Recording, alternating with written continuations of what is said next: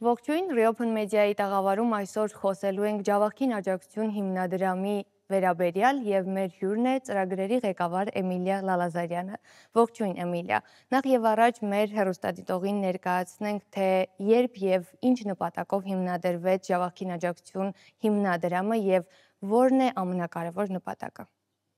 Ողջույն, շնորհակալ եմ հրավերի համար։ Ջավախքին աջակցություն հիմնադրամը ունի արդեն 11 տարվա պատմություն։ Հիմնադրամի նպատակը Վրաստանի, Սամսխե-Ջավախեթի եւ Քվեմոքարթլի նահանգների հասարակական կյանքի տարբեր ոլորտների զարգացումն է։ Եվ այդ նպատակով 11 տարիների ընթացքում արդեն իրականացրել է հիմնադրամը ավելի քան 300 ծրագիր եւ 500 միջոցառում, որոնք ուղղված են ոլորտների զարգացմանը, կրթական, մշակութային, սոցիալական ծրագրեր ենք իրականացրել,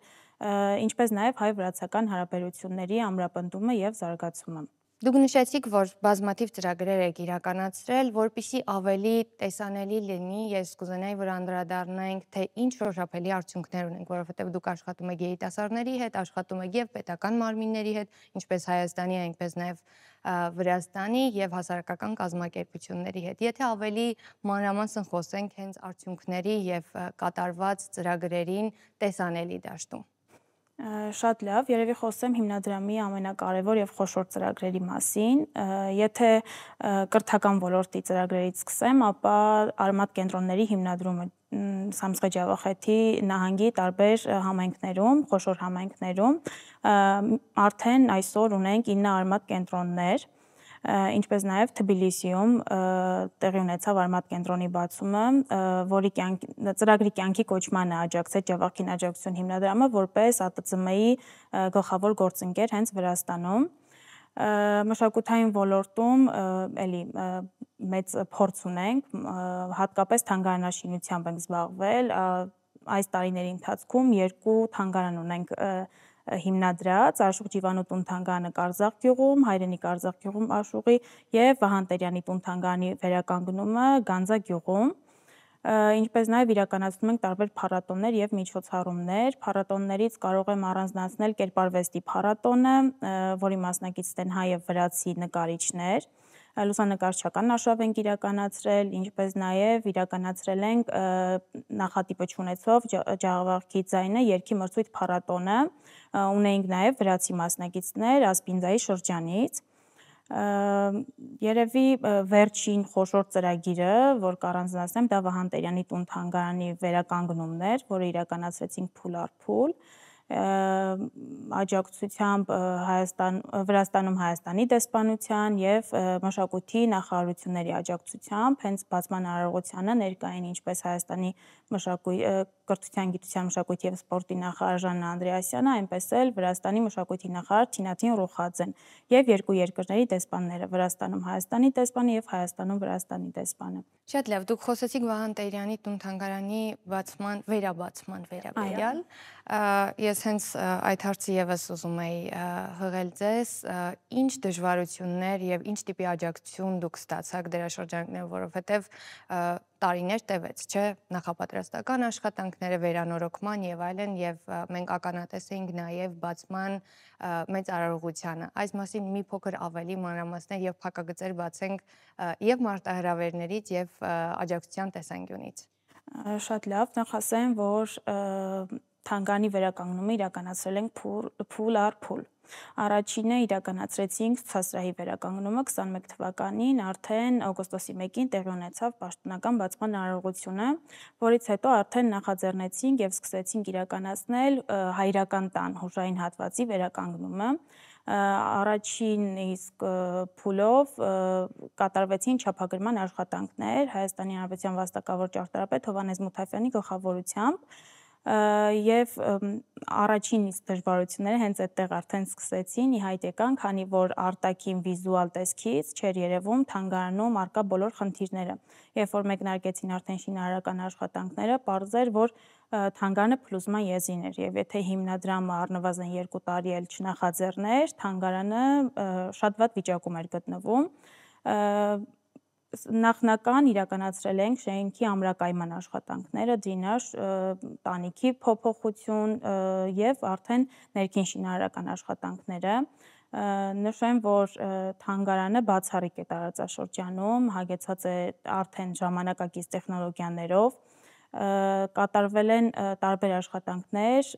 թանգարանի ցուցանմուշների համալրմանն ուղղված, կատարվել են դաշտային աշխատանքներ տարածաշրջանից, հարակից գյուղերից, հավաքագրվել են ցուցանմուշներ եւ փորձել ենք ամբողջությամբ վերականգնել թանգարանը եւ նրան տալ 19-րդ դարին համապատասխան, այսինքն միջավայր ենք այնտեղ ստեղծել,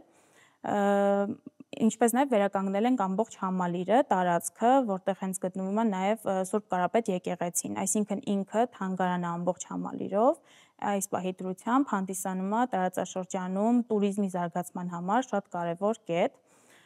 ու ըստ մեր տեղեկությունների արդեն տուրիստական հոսքերն բավականին մեծացել են։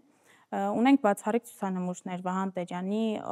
հոր անձնական իրերը, մոր անձնական իրերը, ինչպես նաև իր անձնական իրերը նույնպես ցուցադրված են թանգարանում։ Շատ հետաքրքիր սենյակներ ունենք, օրինակ Թունրատունը, որտեղ այցելուները կարող են լսել աջավաղքի ավանդական հեքիաթներ, նաև հեքիաթներ են հնչում վրացերեն, թոնիրը հենց աշխատում է նաև, ունենք կրթական փոքրիկ սենյակ, որտեղ կարող են իրականացնել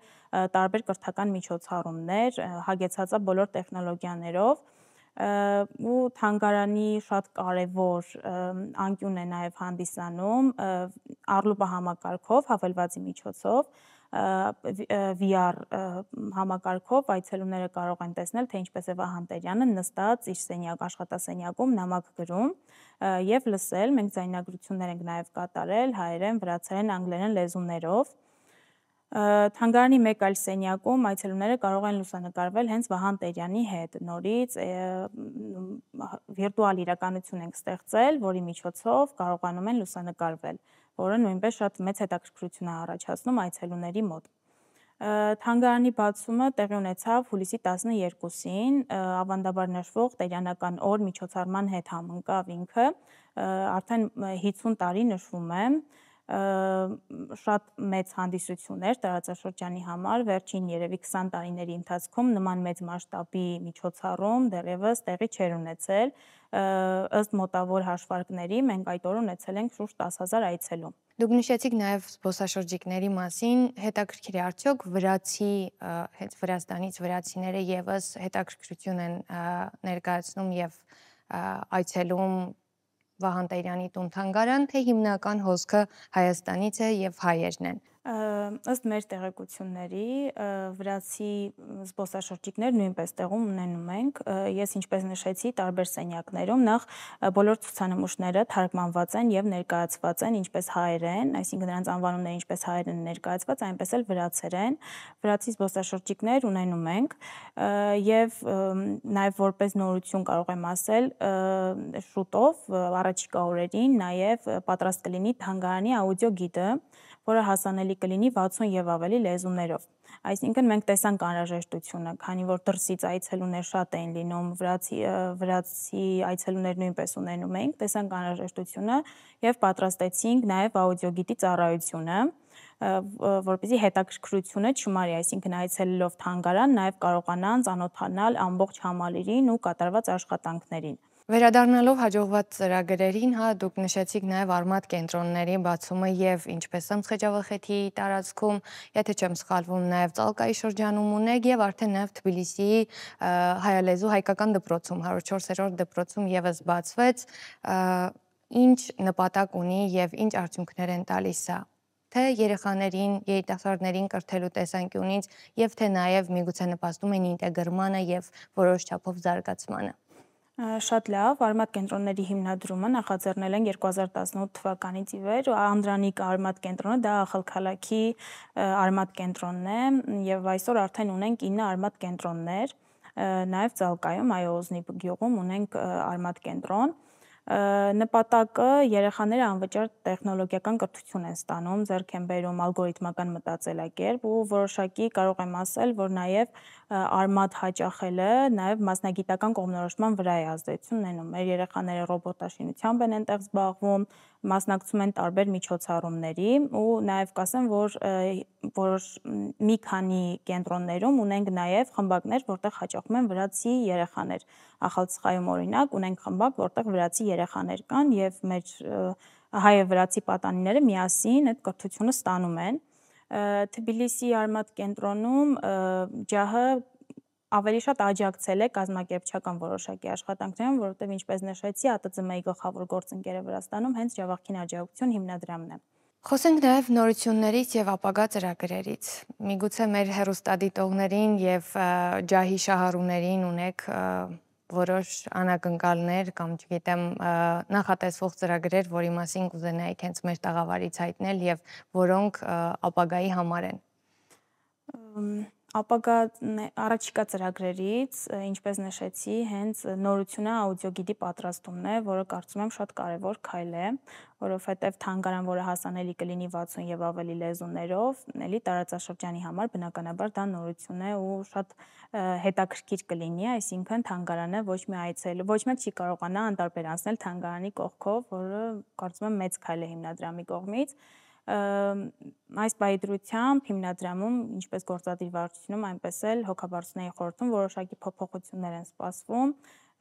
սակայն որոնց մասին մի փոքր շուտ է դեռևս խոսել եմ։ Շատ լավ, շնորհակալություն հյուրընկալվելու համար, հուսով եմ նորից առիթներ կունենանք խոսելու նոր եւ սպասվող ծրագրերի մասին։ Հիշեցնեմ, մեր տաղավարում էր Ջավախքին աջակցություն հիմնադրամի ծրագրերի ղեկավար Էմիլիա Լալազարյանը։